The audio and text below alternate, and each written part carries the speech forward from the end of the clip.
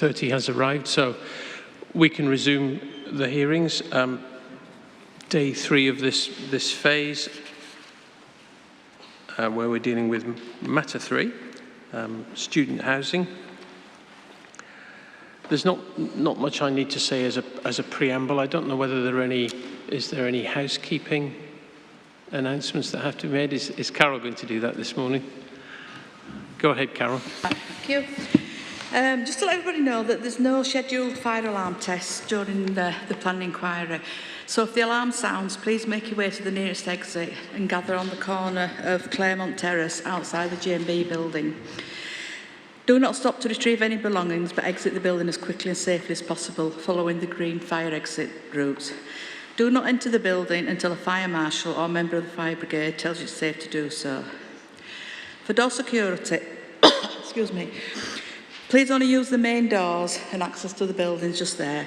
For security purpose, do not use side doors unless you are a wheelchair user and someone's available to unlock and relock the door after exit. Do not let anyone in the building who you don't know. York City Church or Citadel staff are generally available to ask if you're unsure. Other building users are in the building as the hearing sessions are going on, and the number of language classes and things, so just bear that in mind.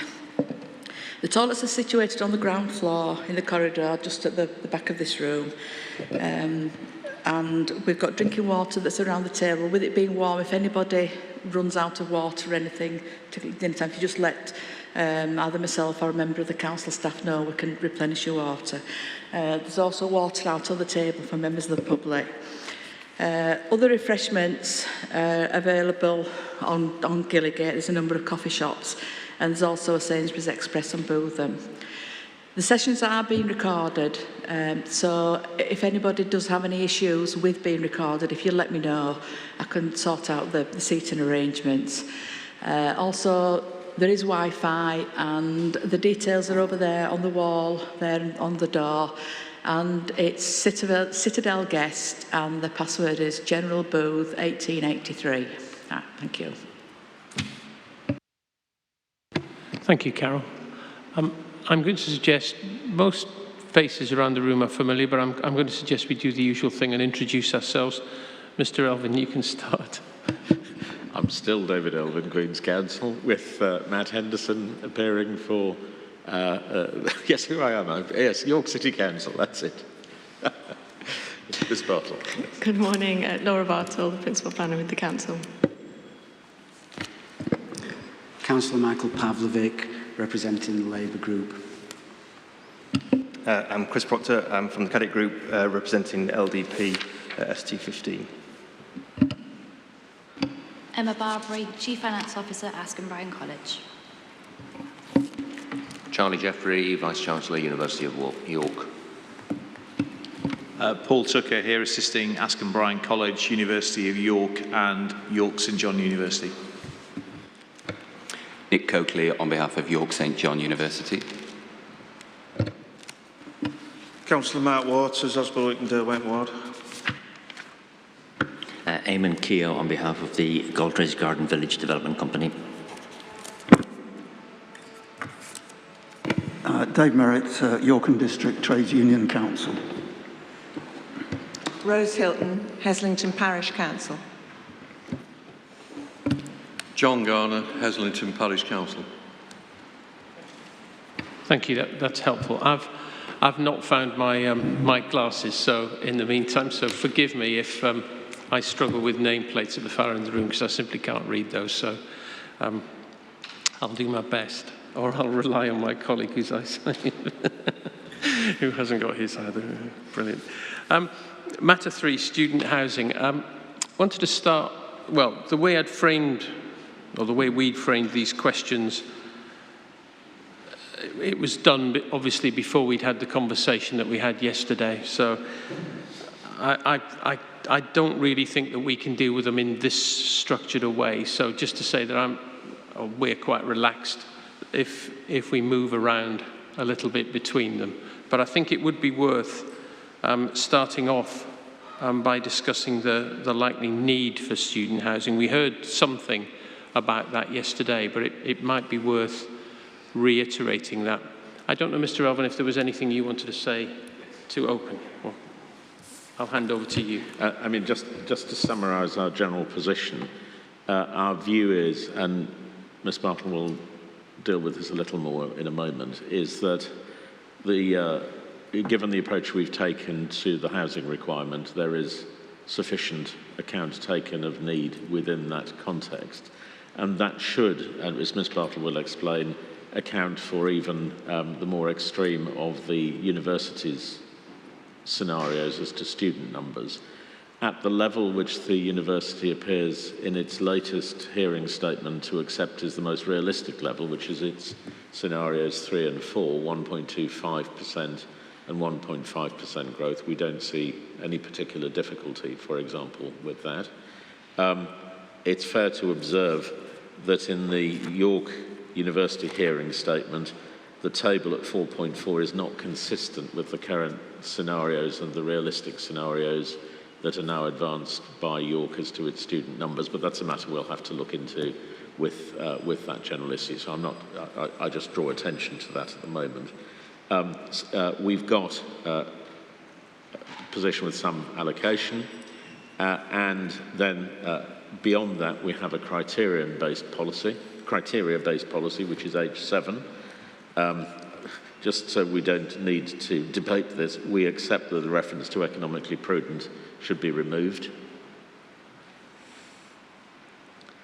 And the criteria of age 7 to deal with this issue look to demonstration of need, simply to demonstrate that if a university or higher education institute is to bring forward a separate student housing application, that it's needed and it's not taking up space that is better used for either market housing or some other form of development supported by the local plan. It's in an appropriate location, sustainability issues, and is not detrimental to local amenity. And that's basically the structure of our position, if that assists. Ms. Bartle. Thank you, Mr. Elvin. Carry on. Thank you. Yes, just to follow on from that and set the scene a little more in terms of how the plan so far has accommodated and dealt with projections of student growth. We've heard some of this at phase 2 and the hearings that we had then, but perhaps just useful to reiterate some of those points. We've also expressed them in the hearing statement too. As Mr. Elvin has alluded to, we haven't set a specific target for student housing, but that doesn't mean it's not been considered in the overall requirement. We've identified the reasons why it's challenging to do so. The level of student housing required very much dependent on current levels of students and projected growth, which is subject to some challenge and uncertainty. And those needs for purpose-built housing, which is distinct from housing as occupied by students, is also informed by quite a wide range of factors, including the university's own estate strategies, business plans, and their own student accommodation policies and processes. Added to that, the demand itself from students for purpose-built accommodation. So as I say, we've considered generally the needs for growth in the projections themselves. Whilst they don't separate out a specific student need, we've worked on a basis that typically changes in specific student age cohort, which we would say would be between 18 and 24, would give us that indication of potential growth in student population. We do know, of course, that not all change in that age group will necessarily be students, and there'll actually be some that are older than that, but it's a reasonable basis to start with. And taking the 2018 subnational population projections and the alternative internal migration variant, that shows a growth of, in that cohort, that 18 to 24 age group, of 369 people per annum in the period 21 to 2033, sorry. What we do know is that that period, those projections cover a trend in a period where student growth was very strong, and we know that that's carried forward into those projections of future growth. As you're aware, the housing requirement that the plan is setting is 822 dwellings per annum, and that results in a growth in population of those 18 to 24-year-olds between 2021 and 33 of 432 people per annum, which is actually a 16.4% increase in that age group over those 12 years. So as we've said, it's not entirely clear what proportion of those figures for this age group would actually be students, or the numbers within older age groups, but it's a reasonable assumption to make that a high proportion of that change would be attributed to student growth. We've identified in our matter statement a comparison using Harrogate, which doesn't have a significant population, and the latest SNPP projections show that population for that 18 to 24 bracket is only being projected to rise by about 1.5%. So on that basis, we take that as a fairly useful kind of proxy baseline of growth in an area without that student population. And if we were to apply that underlying figure for York, then virtually all of that 432 population per annum, which I referred to a moment ago, that growth would be student growth. So we could estimate that student growth, taking those projections and linking it to the 822 dwellings per annum, could be as much as 620 additional students per annum to 2033. By way of comparison, we've also looked at the annual population survey, which suggests that in the year to December 2021, 44.3% of that 18 to 24 age group were in full-time education.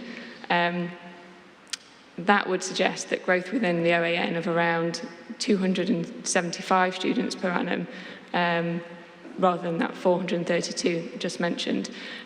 So given that quite broad range of statistics, the Council has been considering it on very much those terms, a range of growth potential of, at the lower end, 275 to the upper end at 620.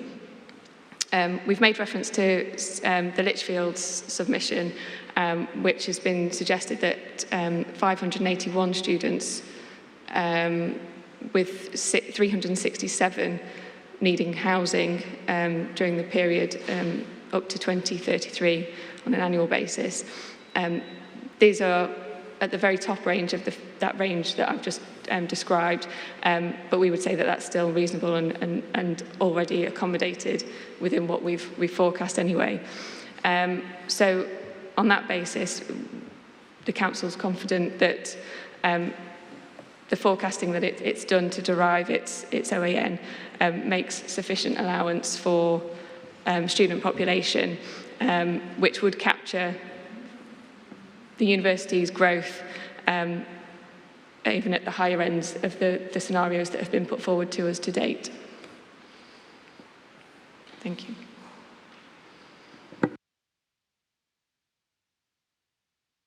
Thank you very much. I think it's probably proper, Mr. Tucker, if I come to you now, having heard that. Well, sir, I suspect that we'd be quite keen to do what we did before, as in for you to hear from the three institutions I'm representing today, from the horse's mouth, so rather than the monkey, the organ grinders. So I don't know which order you'd like that, but it may make sense from left to right, from Ms Barbary all the way across through the Vice-Chancellor to Mr Coakley, if that's acceptable, sir. Let's go with left to right. From which direction, sir? From yours. Ms Barbary then, please, sir. So, I have, Carol has kindly prepared a map so that I know who you are, so carry on. It's almost tempting to bring tables forward, to be honest, sir. Yeah, you'd have to come quite a long way forward, though. That's the only problem. Go on. So Askham Bryan's got quite a discrete need. It doesn't. Sorry, really, can you move It the doesn't mic? really fall into what you were talking about. So the vast majority of our students are between the ages of 16 and 18. We have always provided residential accommodation on our site. We are not reliant on third-party landlords. We provide residential accommodation for students who both live nationally but also regionally as well. And as our student numbers have grown over the 75 years that we have been operating, our rooms, or more rooms, have been brought into use, but we have not increased the number of rooms proportionally to our student number basis. We currently have 339 student bedrooms. They are of varying quality throughout the whole of the site. They're spread across 12 individual buildings. We know that 142 of them are needing to be replaced or upgraded. We have 32 student rooms in porter cabins. So for our student accommodation, it's provided to both full-time students, apprentices who are on study programmes where they will need to stay on site for various times during the year, and also students that have to undertake yard duties as part of their studies. Those students will not be on site all of the times in student accommodation.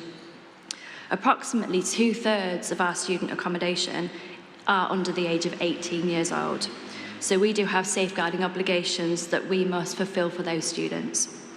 Our student accommodation is oversubscribed. Those that aren't able to get a room will travel to study at the college, whether that be on the college-arranged transport. They may, however, find alternative accommodation nearby the college, although we think that that is a very small number of students that do that.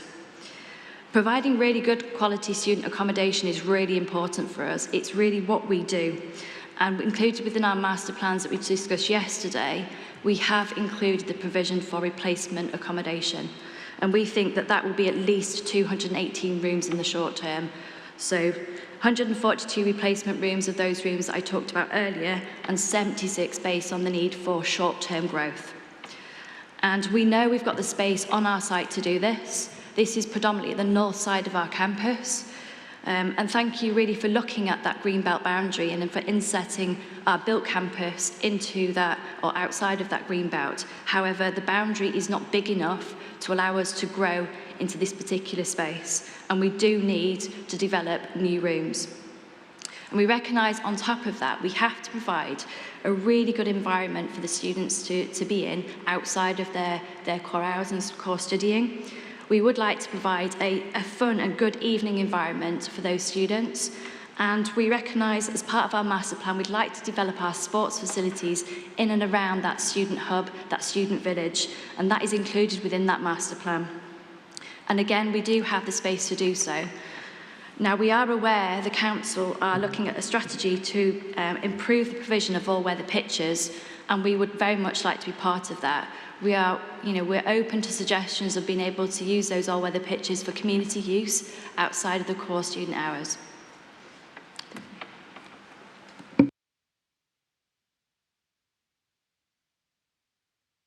Can I just ask, you mentioned your safeguarding responsibilities, which I fully understand given the age of the students involved, but you also said that your rooms are oversubscribed. So does that mean that those students that aren't fortunate enough to get a room they have no other choice but to live at home, or do they live elsewhere? They predominantly will live at home, and we will transport them on a daily basis to college. This year, we've actually had to take the policy of providing rooms to those that live furthest away, in preference to those that perhaps live a little bit closer, that can commute to the college easily, either by college organised transport or by alternative means.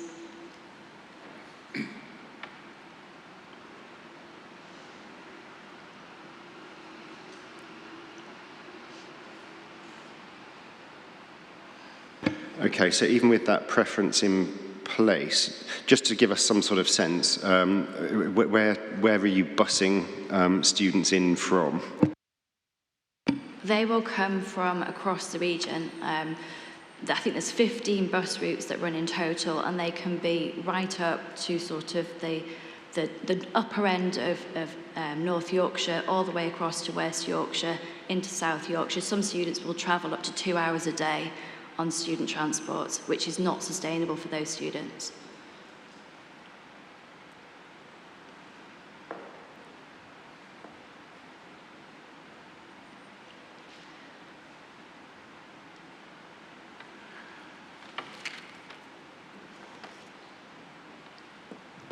presumably not environmentally sustainable either. Not ideally, no.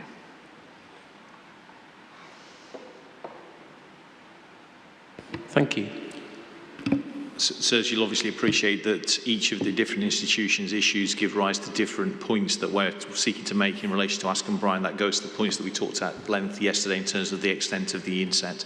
So that's really where these points go towards. Thank you. Do you want to comment now or when we've finished all three?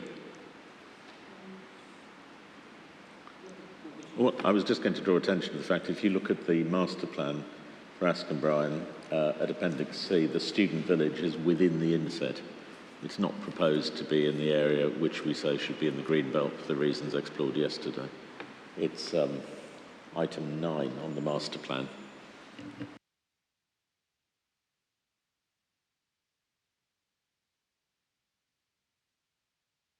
Thank you, Mr. Elvin.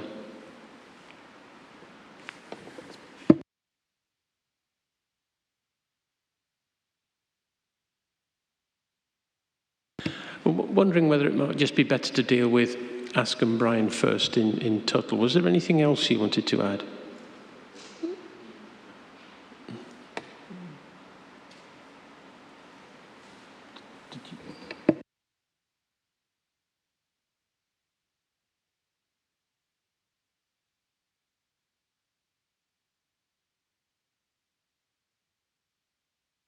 Well, carry on then, Mr. Tucker.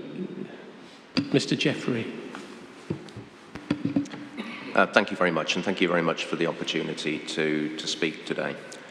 A one-sentence summary of what I have to say is that the University of York demonstrably needs significant expansion space to satisfy demand for student accommodation in the coming years and decades. But before I speak to that point, I'd like to offer a preface. Student education is not all that we do. We are a research-intensive university. And if we look beyond Oxbridge and London, we are among the very strongest research-intensive universities in the UK, ranked number 10 in the UK in the latest national exercise.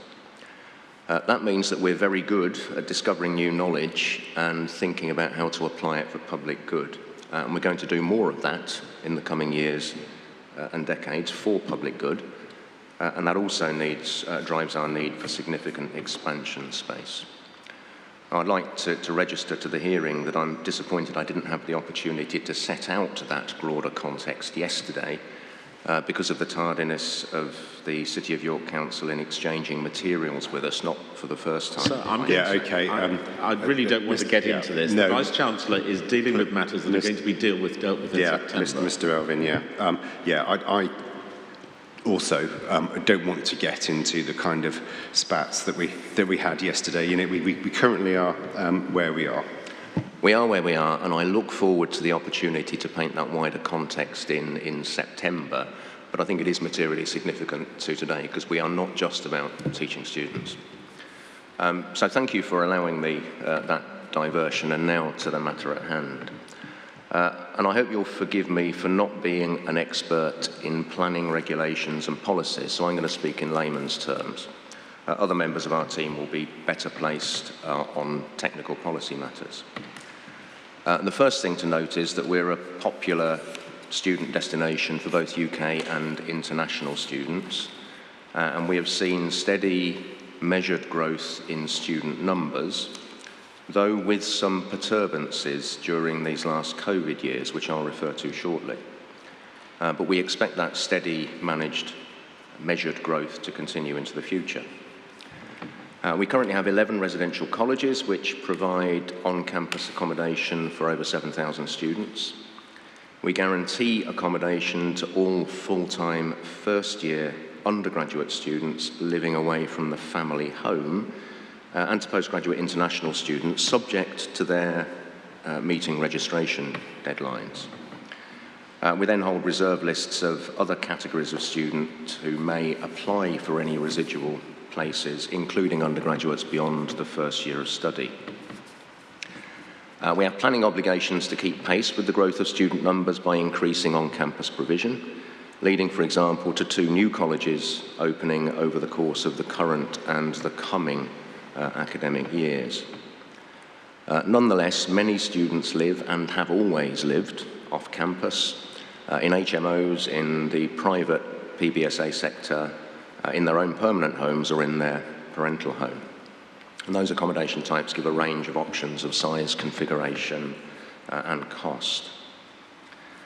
I mentioned earlier that we'd seen perturbations during COVID, which led last year to an unplanned and unanticipated overshoot of student recruitment targets. That had to do with the improvised A-level grading system last year, which upset the usual calculations, but also the effective closure of some international student destinations like Australia. And that led us to have several hundred more students meeting the terms of their offers than would normally have been the case, than we had expected, and led to extreme pressures on housing supply on and off campus. And we managed that situation with some difficulty, leading to some students living for all or part of the year in Hull or Leeds.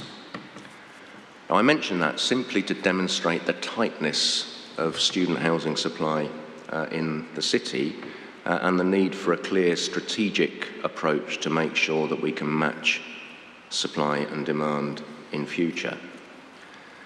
And that obviously has something to do with student number growth at the University of York and at York St John.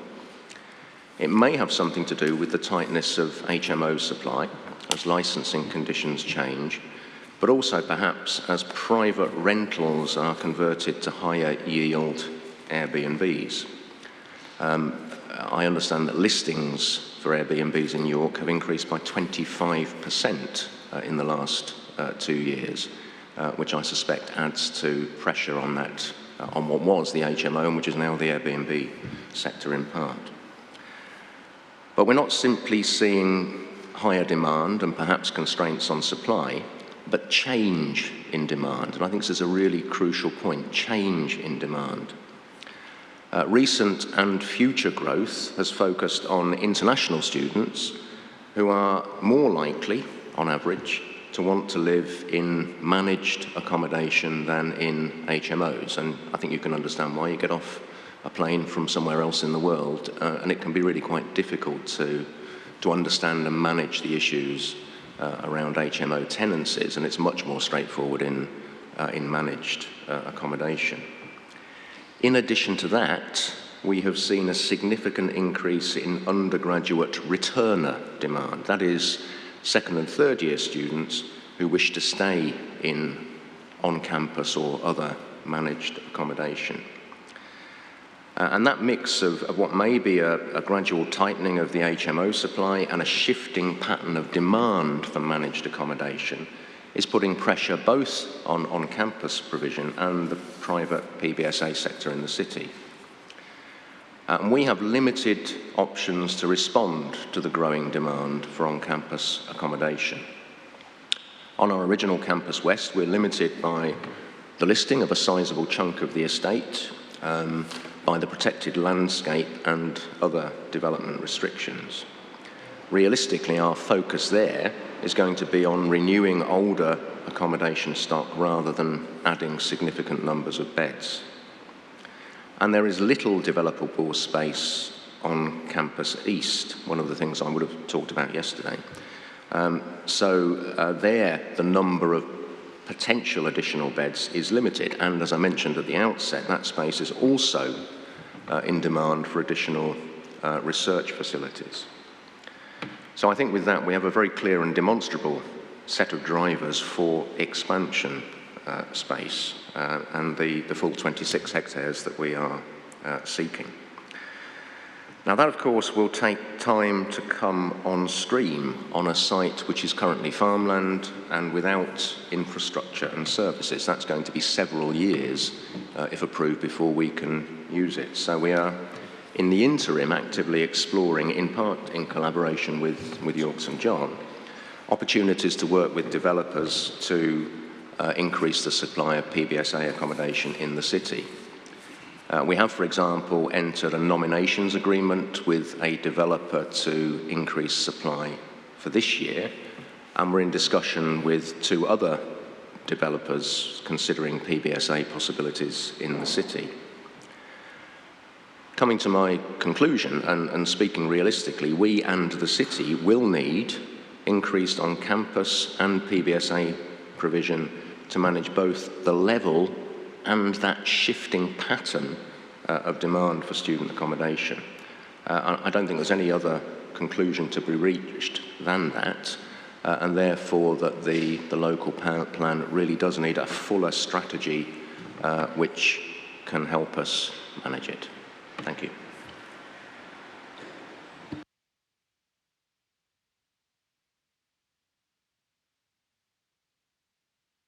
Mr. Elvin, did you want to? I wonder if I could just raise a point of clarification. The increase in the unplanned increase in student numbers, and I understand entirely the point about, shall we say, unusual A-level grading approach and that sort of thing, which of course has been in the public press a lot. That led to an increase in the current academic year. I say that because I'm looking at the university's statistics website and its student numbers, which you've got as EX of 26, which is the student head count. As I read the student head count, the number of undergraduates went from 14,560 to 14,975 between 2020-2021 and the current academic year.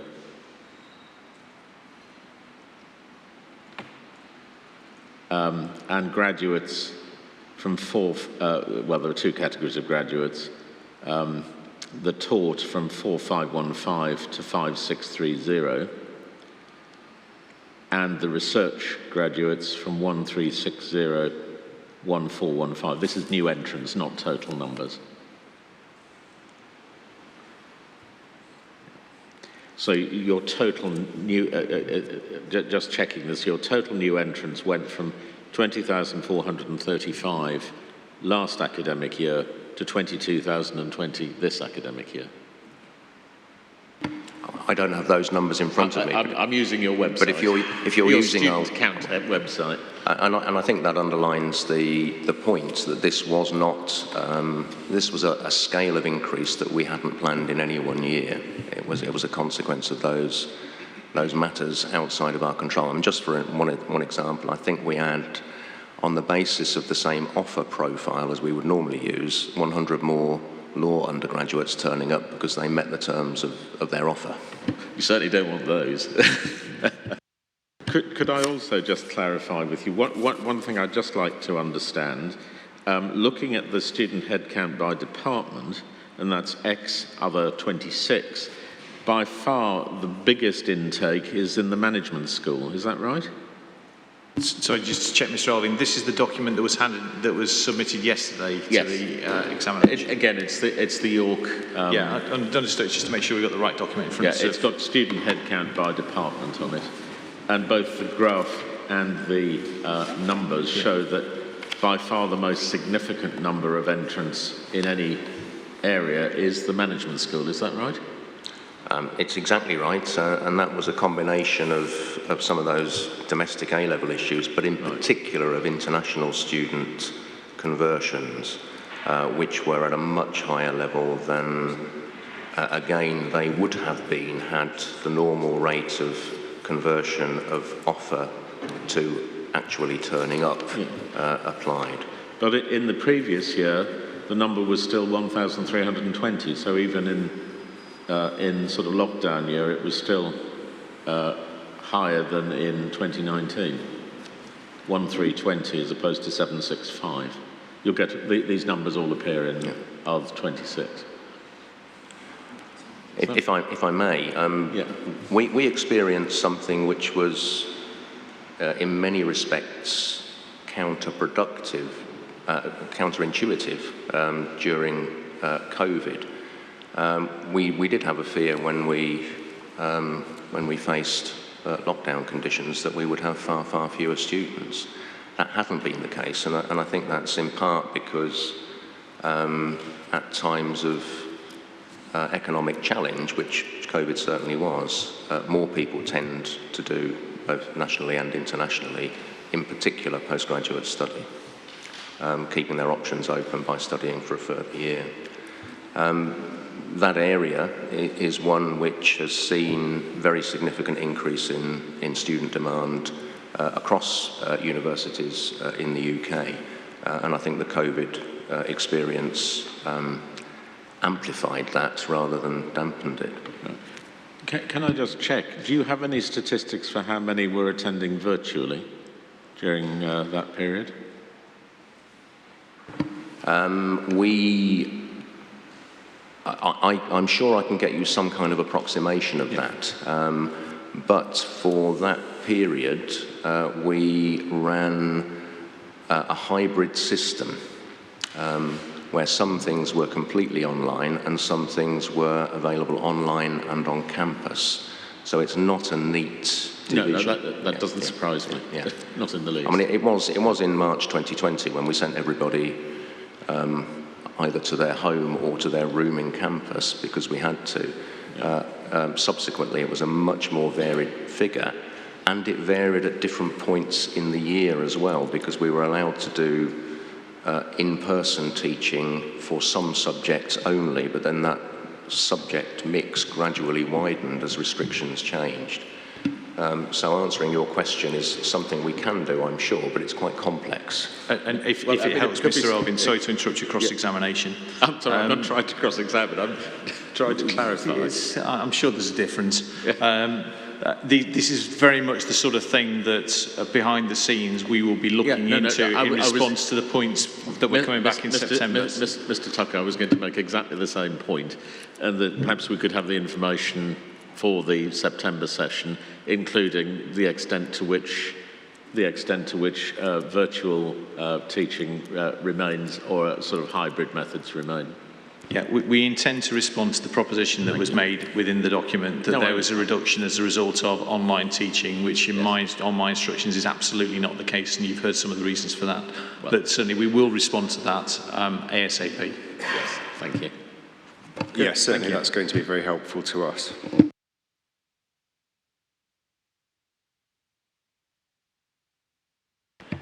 Carry on. Was there anything you wanted to add? Only that we were one of the first and relatively few universities which committed to a commitment, a principle of in-person delivery from the start of this academic year.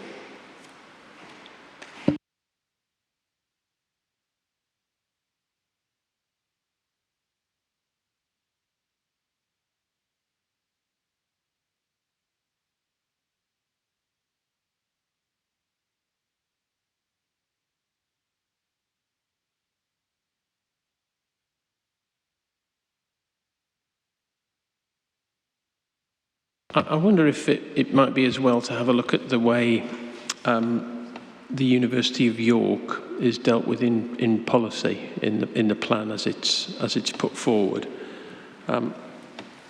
It's covered in ED1.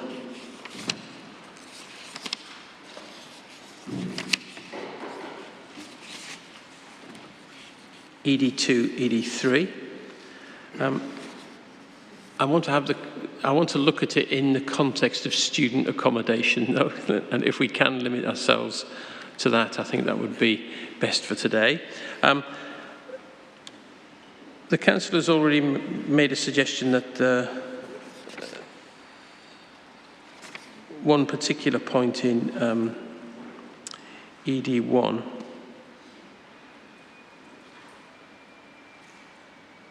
sorry, forgive me.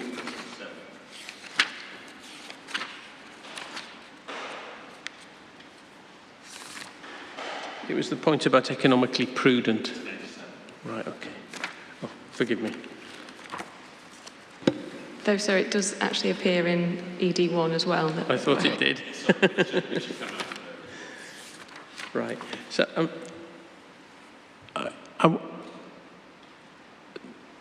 yeah, I understand the point about taking it out.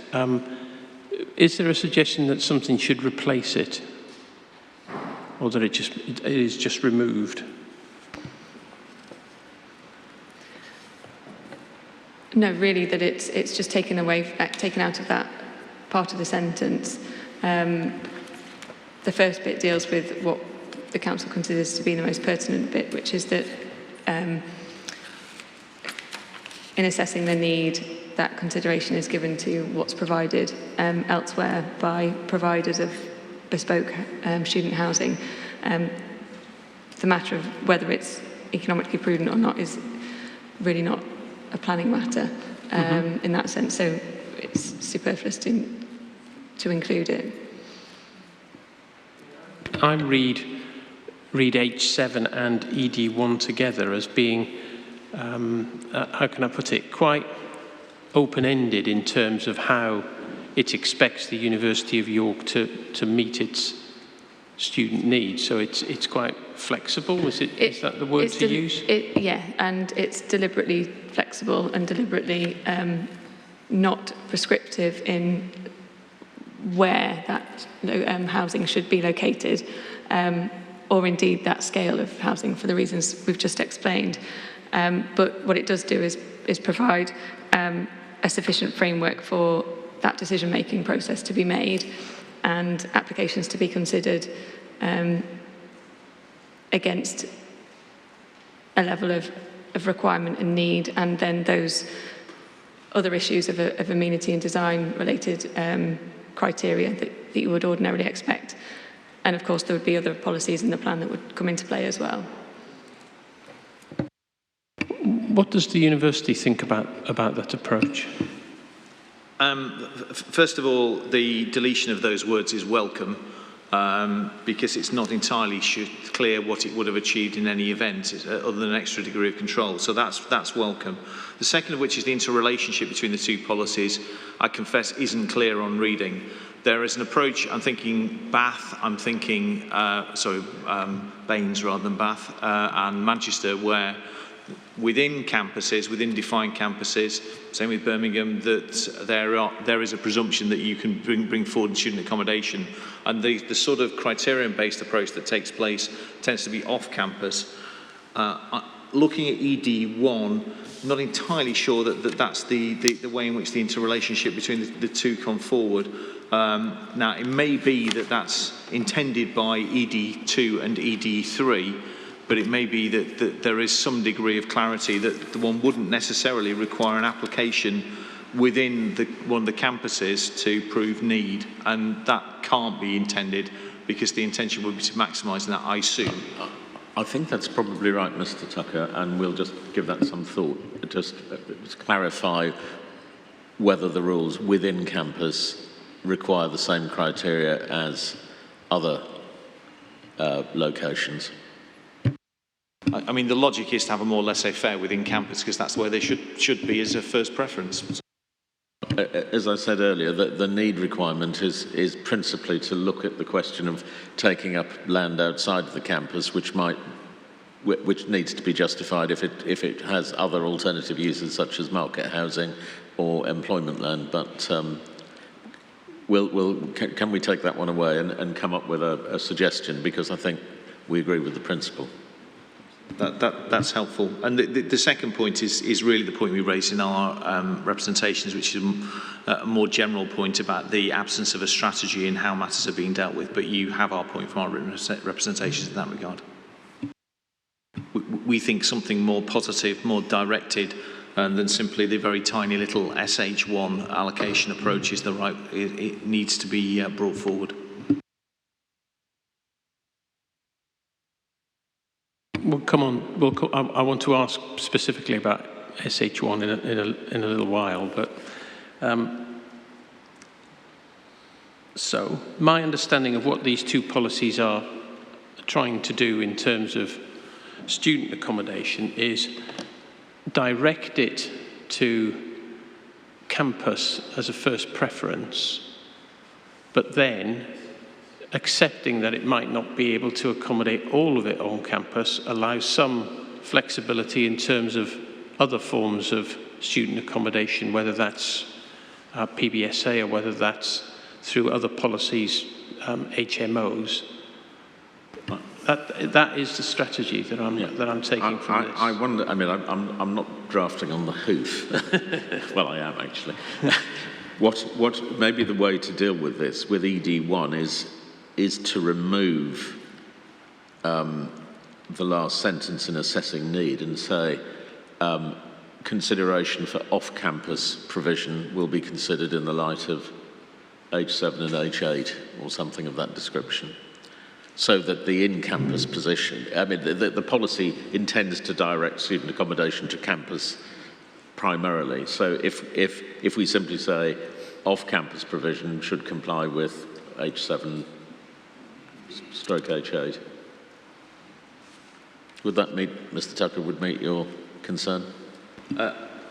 I think it goes some way towards meeting the concern. I'd need to think about it a little bit more as to whether or not it provides that degree of clarity, because not least because you have the specific approach of ED2 and ED3 in relation to Campus East and Campus West, and it may require some degree more clarity. For example, positively saying these are locations where student accommodation should be directed towards. And it may be that something more positive may be approached. And I also think that there is a degree of more thought that needs to be brought into this, because if you have a large area at the start, at this point of the plan with 15 years to go, which is identified as being able to accommodate a significant amount of student accommodation, if you're also recognising that there is an ongoing need which requires some off-campus development, which is exactly what my three clients are saying, then one wouldn't want the existence of the provision at the university, which would necessarily be brought forward over the plan period, to then stymie the ability to demonstrate need elsewhere. What I mean by that is, I'll give you a direct example. Bath Spa has a very large area which is identified towards student accommodation. If you are looking to bring forward purpose-built student accommodation elsewhere in Bath, you have to demonstrate need. Same sort of approach. And yet, the response is, in the first instance, well, Bath Spa have got a large amount of development outside of the floodplain, and this is going to bring it all forward. The effect of which, over a period of time, has been that there's been question marks over bringing forward PBSA elsewhere in the city, notwithstanding that Bath Spa are not necessarily bringing it forward other than for Bath Spa, which would therefore potentially stymie a York St John's application or supported application with a nomination agreement if University of York is saying, well, I'm sorry, it's University of York stuff on University of York campus, which is entirely understandable. So there is a degree more thought that perhaps needs to be applied as to what's meant by the need test, or at least an explanation in the RJ as to how it's intended to operate, if, as we think, that there is a need for off-campus accommodation. I think we had a number of points wound together. I think the first point is a more positive indicator, say a presumption for on-campus provision where available, and what the assessment needs to be in that case would be availability. And you want more guidance on how need is to be assessed in terms of H7. Yeah, precisely so. So, for example, that a PBSA-supported scheme in an otherwise appropriate location off campus that could accommodate second and third year University of York students or anybody else wouldn't be stymied simply because University of York has space within its demise in relation to student accommodation, but that there is a programme in terms of bringing it forward. Is your concern, if a scheme comes forward for one of the other higher education institutions, that they're caught by a presumption on the University of York's land? That's part of it, and the other point is that you don't want to stymie the PBSA sector from bringing forward otherwise sustainable locations, even for the University of York, simply because the University of York has longer-term colleges. Because one brings forward colleges in a way which seeks to create a community, one doesn't do it en masse. Not sure I quite follow the last point, Mr. Tucker. Let me try again. If the University of York next year, on the assumption there's an allocation that's in place, is asked for a nomination agreement with respect to a PBSA scheme in the city centre, and that's thought to be a good thing in terms of expanding quality student accommodation within the city, would such a scheme fail because the University of York has a nomination agreement with that particular provider, because the University of York also has residual land within its allocation because it's next year rather than in 10 years' time. That's the concern about the presumption approach. I would have thought the need, it could be made more clear in the text if necessary, but the need issue, I mean, need isn't just immediate need, and on an assessment of available space on campus, that would take account of future planning and other demands on the space, as well as the fact that, say, you can't provide new accommodation at the drop of a hat without further advanced planning. I mean, I would have thought all that went into the need argument, the need assessment. Yeah, absolutely, and that's a matter that one will put within the reason justification to flag it up as it not being a deal breaker to such as the potential scheme. It's not intended to be. No, quite, but it's those making the decisions may not be those sitting in the room. But we're into sort of development management territory, really. Isn't that sort of what the plan's for? No. It's there to set the framework. And to guide development management decisions. Well, I think some clarity about how need might be dealt with would assist everyone, I think.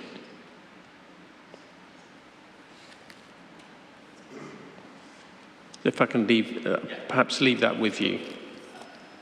I don't think there's anything seriously between us. I think it's just a question of clarification, Mr. Tucker. No, I think it's a matter of intellectually jousting between yourself and myself, Mr. Elvin, but I think we actually agree with the outcome. You're always trying to get one over on me, Mr. Tucker. Wouldn't dare. I think I'm reading this that you agree, but you're agreeing in a way that doesn't necessarily show agreement, perhaps, if I can put it like that.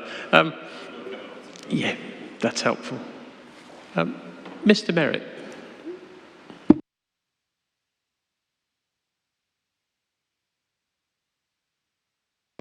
Thank you very, very much.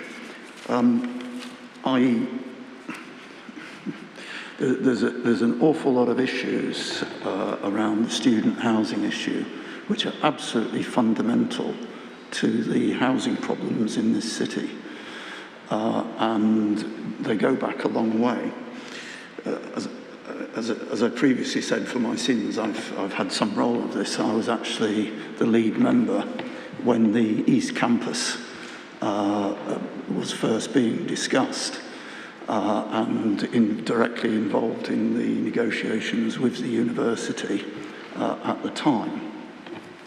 The fundamental principle that was part of the agreement was that the university's expansion in terms of student housing needs would be accommodated on campus in the expansion, solely on campus.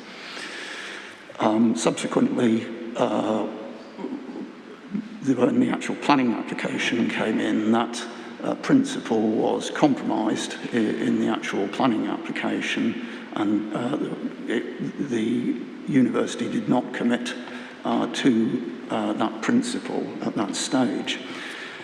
A problem arose from that in the sense that the council then did not subsequently update the local plan to recognise the consequences on the off-campus housing supply. And that is probably at the root of a lot of the problems that this city has experienced in terms of the impact of the growth of off-campus student accommodation on the local housing supply. At the time, most of the existing university's West Campus accommodation was the long-standing class 1960s buildings, had low rents. As part of the expansion, the deals that the university came to in terms of being able to finance the East Campus expansion and provide the on-campus accommodation that they did provide led to a massive increase in student rents. Consequence of that was that off-campus accommodation became much more attractive for students, and that led to the major expansion of HMOs and student accommodation in surrounding areas to the university, notably Badger Hill, which had up to that point been a large family housing development, bigger houses, and so on, and 1960s, 1970s properties, and that was very substantially converted. That led to the pressure for the introduction of the HMO controls and policies to try and restrict the impacts on those surrounding communities, and not just Badger Hill, but wider in Town Hall, Heslington, Fishergate, and so on. And that, of course, then, as I say, had the effect of squeezing the housing supply for the local residential population, particularly on the family housing side, and that has continued with the university's expansion. I refer you to the submission, sorry, let me just get my piece of paper, that was made in phase 2, HS P2 M2 OHN 19, and question 2.3, where what has happened since the draft local plan was produced and since the evidence base in terms of student housing was produced has been absolutely enormous. If I refer you to what Hearn's evidence base said, if I can, sorry, I've just lost it.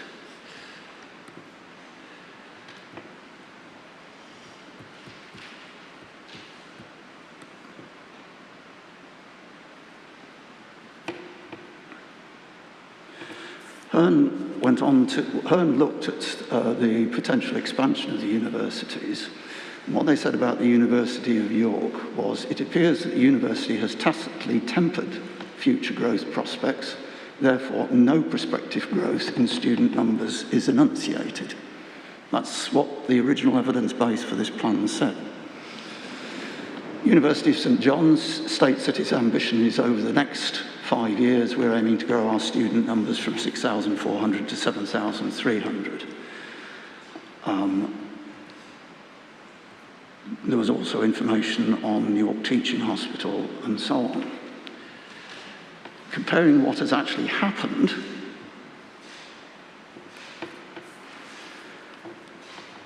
University of York, we now have 22,695 students compared with the 16,680 quoted at the time of Hearn, when they were saying that actually there's not going to be any major expansion. And that, has clearly had a massive impact in terms of the housing situation in this city. And that is why, as is evidenced elsewhere in some of the submissions, that so much of the brownfield sites in this city have been actually used for purpose-built student housing rather than for meeting local housing need. In that sense, I'm making the argument that we've been making throughout, that we need a better overall housing supply to accommodate what has happened with the expansion of the university, but also, as was correctly pointed out, also the significant expansion of Airbnb. And I put 4 propositions to you. First, we need to address the massive hole that has already been blown in the proposed local plan by the unanticipated expansion of the University of York since the 2016 evidence base. Secondly, it is not acceptable for the plan to adopt such a loose approach to deal with student housing demand. It is such a significant factor, it does need to be strategically planned, and I'd echo what the Vice-Chancellor said in that regard, so that we have a clear approach that anticipates a reasonable level of future student housing, it will need a clear monitoring policy to go with it that will allow us to see how things are actually turning out in practice, and if there is a significant deviation from what was anticipated, then it triggers a local plan review or appropriate measures to try and address the consequential impacts on the housing needs and the housing provision in the city. And a third point is in regard to the application of Section 106, and that relates to both policies H7 and H10. At the moment, in terms of affordable housing, purpose-built student housing accommodation is exempted from an affordable housing contribution. In effect, para 5.46 of the draft local plan deals with this by saying if what is purpose-built student accommodation at some future changes its function, then at that point the affordable housing contribution would be expected. However, the perverse consequence of that way of dealing with the issue is that it's much more financially attractive for brownfield site owners to accept bids for purpose-built student accommodation because, in effect, they don't have an affordable housing contribution.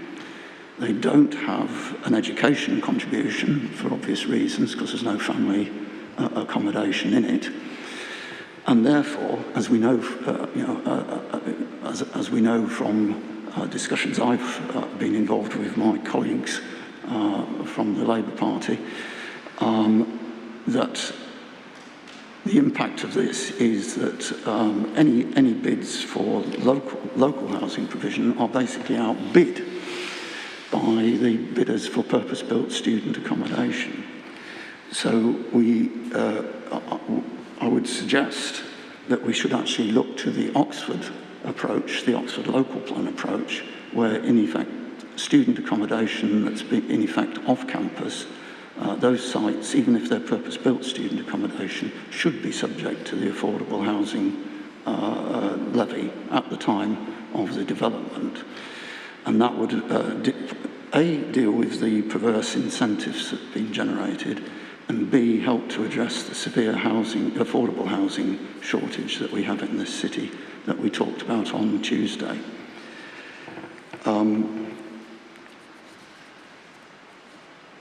So I was going to make some other points, but I've lost my thread. I think I've made hopefully some important contributions to how I think we can try and tackle the whole raft of issues that arise from student housing demand and its wider ramifications for housing supply for the city as a whole. Thank you. Thank you, Mr. Barrett. I mean, there are some points there which you've raised which bear directly on the provision of student housing, and there are also some sort of wider issues that we're going to have to consider in the round. And yes, they do bear on other parts of the plan. But if I stick to student housing for the purpose of this hearing, am I taking it from what you say that your preference and your suggestion would be that the University of York, in particular, and I'll stick with that for now, should be providing any new accommodation for students on campus, not outside of campus? In the main, either that or some additional dedicated new allocations that aren't taking out from the existing supply would be appropriate. I think when I was last involved in the 2014 version of the plan, we had been anticipating the ST15 site that was going to be on the other side of the A64 from the university with a dedicated link. There's an existing bridge that in effect would connect it to the East Campus, so it would be an easy walking and cycling distance, would actually help to address that particular issue. And of course, we were at it was a much bigger site, and the overall numbers in the 2014 plan were much more substantial.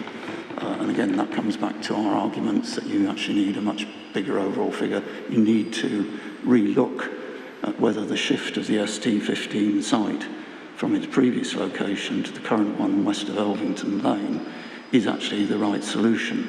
We'd argue in sustainability terms, particularly because of the proximity and ability to walk and cycle from that other site, it would be far better, it's far bigger, so it would actually have a better range of local services. So, you know, strong arguments in a whole raft, for a whole raft of reasons. And, you know, in the 2014 plan, we had anticipated that there would be some real synergy between the limited additional provision extension of the East Campus at the university and that site in terms of addressing the university's legitimate concerns and issues. Thank you. Do you want to make a... Yeah. Sorry, yeah. Mr. Merritt, if I could just ask you what you think about this. If purpose-built student accommodation were to be subject to affordable housing requirements in the plan, would that, in your view, be likely to have an effect on the number of HMOs seeking to come forward? It would potentially increase the pressure on that front. That is why the HMO policy is extremely important, that it is retained. And there clearly is an argument, I know there's someone else along the table is likely to make the argument that in fact it should be tightened somewhat.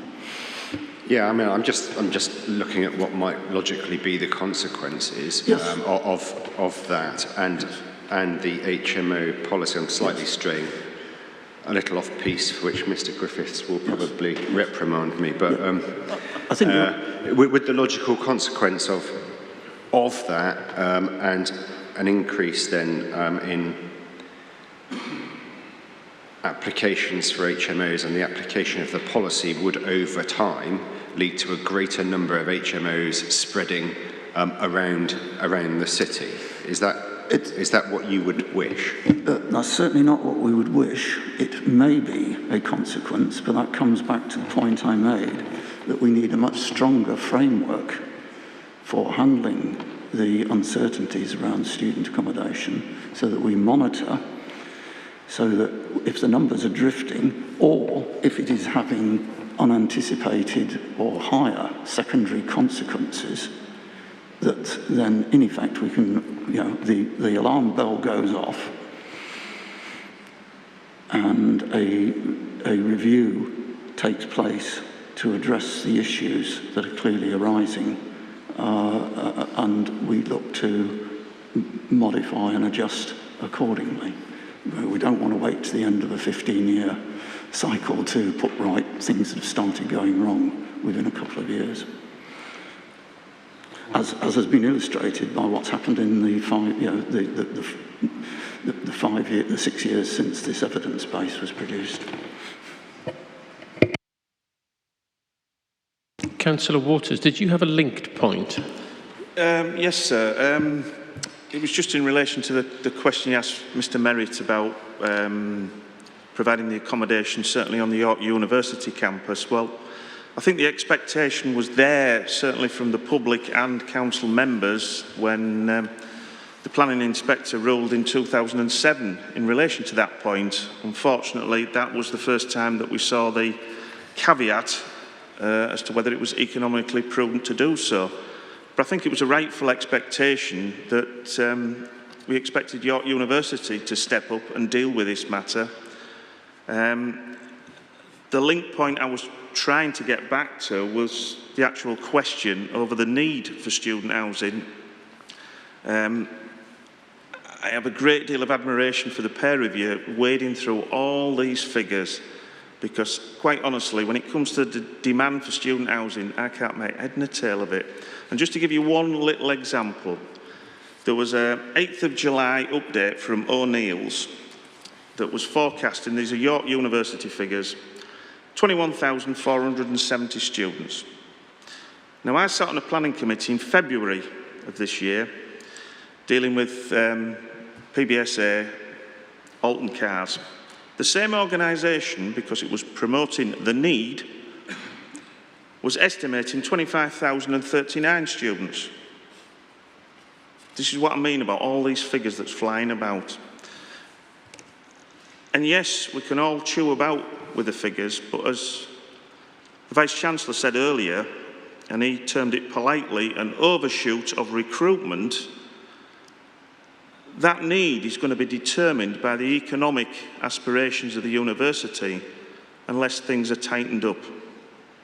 Unless things are tightened up with the HMOs, unless things are tightened up with the regulation through this local plan to get more of the accommodation on campus. You've had a very good appraisal of the effects of it from Mr. Merritt there. And this, I think I mentioned in a submission, this is the last chance saloon for a great deal of York to get some control over this matter. I say, I was just trying to bring the discussion back to this actual student need. But if, again, can I summarise? Your position is that, or your expectation was with the 2007-2008 decision, was that University of York students that were generated by the expansion that was approved by the Secretary of State would be accommodated on campus. So you wouldn't have the effects that you've described with HMOs, PBSA in the city, and so on. So that was your expectation. Yep.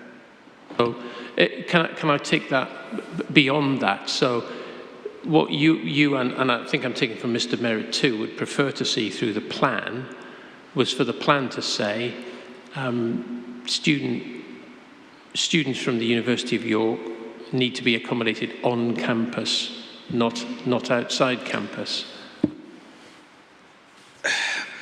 You would then throw the problem back to the university as to whether it's prudent for them to continue expanding their roll numbers.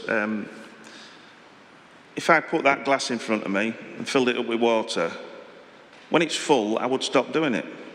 But if I carried on pouring, the mess would go into the surrounding areas. And unfortunately, that's the situation that we face with York University. They are not good neighbours to the surrounding communities, despite them saying that it's an organisation for the public good.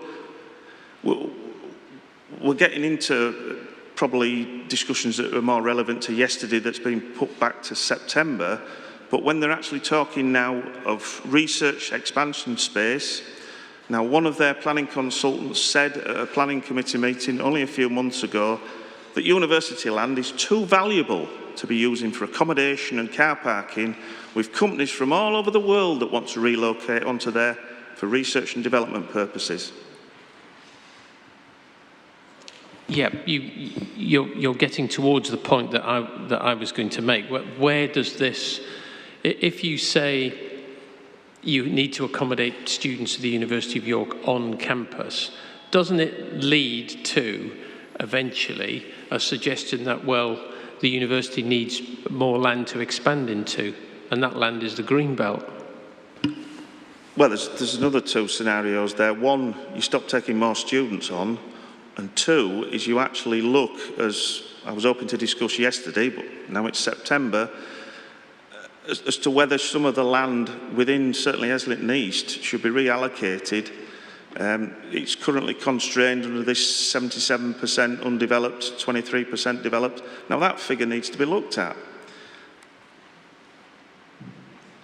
Okay, well, I think we're probably... I was afraid I was straying into we're that. We're possibly straying into, but that might be partly my fault. So, Councillor Pavlovic. And sorry, just on that point, sir, I mean, that's very much the point I think we need to be making, that 23% limit needs to be expanded. But unless Councillor Waters has finished, if I can then just address some of the points that have been raised earlier by Mr. Berkeley, that would be helpful. Carry on, let's do that. Thank you. I must admit, some of the earlier interactions, the intellectual jousting as it was called, kind of went a bit over my head. So I'll just try to get to the points that I think Mr. Merritt has made in quite some detail, and he's kind of spiked my guns a little bit. But to answer your question of will we see an expansion of HMOs, the geographical nature of York means that in the areas around the University of York in particular, all of those areas are at the HA capacity already. They're already at threshold. And what we've seen, and we do have the evidential basis of this, is that we're seeing the growth of illegal HMO expansion.